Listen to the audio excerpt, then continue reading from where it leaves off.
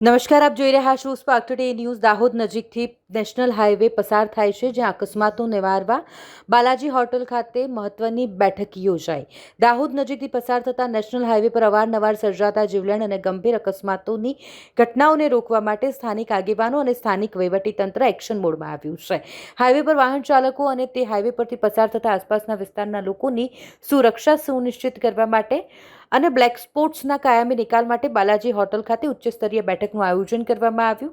Highway પર કયા વિસ્તારોમાં અને કયા કારણસર સૌથી વધુ અકસ્માત થાય છે તેની ઝીણવટભરી સમીક્ષા કરવામાં આવી। Over speeding, wrong side driving અને ભારે વાહનોના અનિયંત્રિત પાર્કિંગને રોકવા માટે કડક પગલાં લેવા અંગે ચર્ચા થઈ। હાઈવે પર જરૂરી સાઇન બોર્ડ લગાવવા, સ્પીડ બ્રેકર્સ કે રમ્બલ સ્ટ્રીપ્સ મૂકવા અને રાત્રિના સમયે પૂરતી લાઇટિંગની વ્યવસ્થા કરવા પર ભાર મૂકવામાં આવ્યો। આ બેઠકમાં સુધરાઈ સભ્યો, સ્થાનિક સામાજિક આગેવાનોએ હાજરી આપી તમામ પક્ષોએ સાથે મળીને અકસ્માતોનું પ્રમાણ ઘટાડવા માટે એક સચોટ રોડમેપ તૈયાર કરવા સંમતિ દર્શાવી હતી। આજ રોજ જે મીટિંગ લેવામાં આવી હતી, જે અહીંયા બાજુ રાબડાળ છે, નસીરપુર છે, નગરાલા છે, જે આ 4 લેન બાયપાસ બનાવવામાં આવ્યો છે, એનામાં કોઈ સર્વિસ રોડ આપવામાં આવ્યો નથી, જેનાથી ગાડી 120 થી 100 ની સ્પીડ પર દોડે છે ગાડી, જે અકસ્માતનું ભય રહે છે। જ્યાં હિન્દુ સમાજનું સ્મશાન આવેલું છે, મુસ્લિમ સમાજનું કબ્રસ્તાન આવેલું છે, જ્યારે પણ કોઈ મૃતદેહને પસાર કરવામાં આવે છે ત્યારે ગાડીને કોઈ સ્ટોપ કરવા માટે કોઈ બેરિકેડ લગાવવામાં નથી આવ્યા,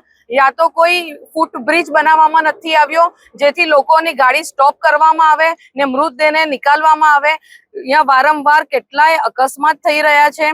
એના માટે અમે કલેક્ટર સાહેબ શ્રીને કાલે આવેદન આપવામાં આવવાના છે કે તાત્કાલિક સર્વિસ રોડ કહેવાય ને કે ફૂટ બ્રિજ યા તો ઓવરબ્રિજ કોઈ પણ આની વ્યવસ્થા કરવામાં આવે, જેનાથી નિઃસ્વાર્થ લોકો મૃત્યુ ના પામે અને લોકોમાં કહેવાય ને જે ભયનો માહોલ હોય છે ને, 4 લેનથી જે પસાર થવા માટે ભયનો માહોલ હોય છે એ ભય ના રહે, જેથી હિન્દુ સમાજ અને મુસ્લિમ સમાજ બંનેને ન્યાય મળે, એના માટે કાલે કલેક્ટરને આવેદન આપવામાં આવશે।